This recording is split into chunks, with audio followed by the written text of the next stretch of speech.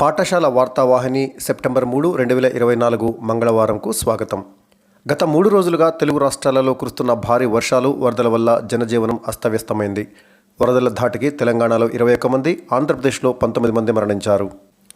మానేరు నది ఉప్పొంగడంతో ఖమ్మంలో పలు కాలనీలు నీటమునిగాయి. ముఖ్యమంత్రి రేవంత్ రెడ్డి, మంత్రులు ఖమ్మం, సూర్యాపేట జిల్లాలలో పర్యటించి సహాయక చర్యలను పర్యవేక్షించారు.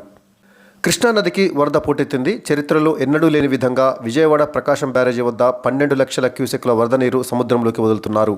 విజయవాడ నగరంలో చాలా భాగం వరద నీటిలో చిక్కుకుంది. హర్యానా రాష్ట్రంలో అసెంబ్లీ ఎన్నికల పోలింగ్ తేదీని అక్టోబర్ 1కి బదులుగా అక్టోబర్ 5కు మారుస్తూ కేంద్ర ఎన్నికల సంఘం నిర్ణయం తీసుకుంది. బ్రూనై, సింగపూర్లలో 3 రోజుల పర్యటన నిమిత్తం ప్రధానమంత్రి నరేంద్ర మోడీ ఈరోజు బయలుదేరి వెళ్లనున్నారు.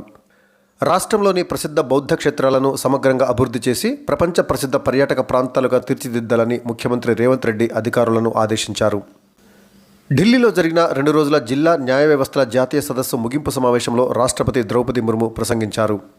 క్రీడా వార్తలు. ఫ్రాన్స్లోని ప్యారిస్ నగరంలో జరుగుతున్న పారాలింపిక్స్లో ఇప్పటివరకు భారత క్రీడాకారులు 11 పతకాలు సాధించారు.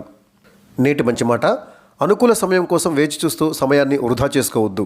సమయాన్ని మనకు అనుకూలంగా మార్చుకోవడంపైనే మన విజయం ఆధారపడి ఉంటుంది. మరోసారి, అనుకూల సమయం కోసం వేచి చూస్తూ సమయాన్ని వృధా చేసుకోవద్దు.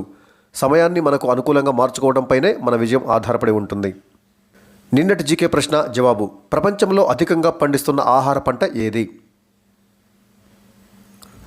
సరైన సమాధానం గోధుమ పంట. నేటి జీకే ప్రశ్న: ప్రపంచంలో అతిపెద్ద హిందూ దేవాలయం ఏ దేశంలో కలదు? మరోసారి, ప్రపంచంలో అతిపెద్ద హిందూ దేవాలయం ఏ దేశంలో కలదు? ధన్యవాదాలు.